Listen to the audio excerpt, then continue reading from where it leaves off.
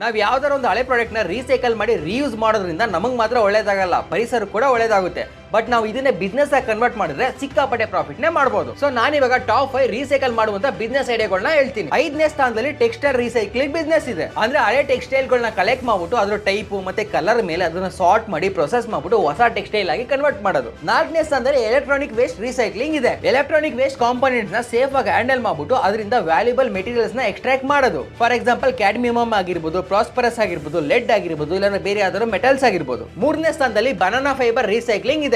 Banana stem ಅಲ್ಲಿ ಇರೋ fibre ನ ಎಕ್ಸ್ಟ್ರಾಕ್ಟ್ ಮಾಡ್ಬಿಟ್ಟು ಅದನ್ನ ಪ್ರೊಸೆಸ್ ಮಾಡ್ಬಿಟ್ಟು ಒಳ್ಳೆ high quality fabric and textile ನ ಕ್ರಿಯೇಟ್ ಮಾಡೋದು. 2ನೇ ಸ್ಥಾನದಲ್ಲಿ ಪ್ಲಾಸ್ಟಿಕ್ ಚಿಪ್ಸ್ ಪ್ಯಾಕೆಟ್ ಇಂದ ಸನ್ ಗ್ಲಾಸಸ್ ನ ಕ್ರಿಯೇಟ್ ಮಾಡೋದು. ಪ್ಲಾಸ್ಟಿಕ್ ಪ್ಯಾಕೆಟ್ ಗಳನ್ನ ಕಲೆಕ್ಟ್ ಮಾಡಿ, ಕ್ಲೀನ್ ಮಾಡಿ, ಮೆಲ್ಟ್ ಮಾಡಿ, ಆಮೇಲೆ ಮೋಲ್ಡ್ ಮಾಡ್ಬಿಟ್ಟು ಅದನ್ನ ಫ್ಯಾಷನೇಬಲ್ ಆಕ್ಸೆಸರೀಸ್ ಆಗಿ ಕನ್ವರ್ಟ್ ಮಾಡೋದು. ಮೊದಲನೇ ಸ್ಥಾನದಲ್ಲಿ ಅಲ್ಯೂಮಿನಿಯಂ ರೀಸೈಕ್ಲಿಂಗ್ ಬಿಸ್ನೆಸ್ ಇದೆ. ಅಲ್ಯೂಮಿನಿಯಂ ಕ್ಯಾನ್ಸ್ ನೆಲ್ಲ ಕಲೆಕ್ಟ್ ಮಾಡ್ಬಿಟ್ಟು ಅದನ್ನ ಮೆಲ್ಟ್ ಡೌನ್ ಮಾಡ್ಬಿಟ್ಟು ಅದನ್ನ ರೀಶೇಪ್ ಕೊಟ್ಬಿಟ್ಟು ಹೊಸ ಅಲ್ಯೂಮಿನಿಯಂ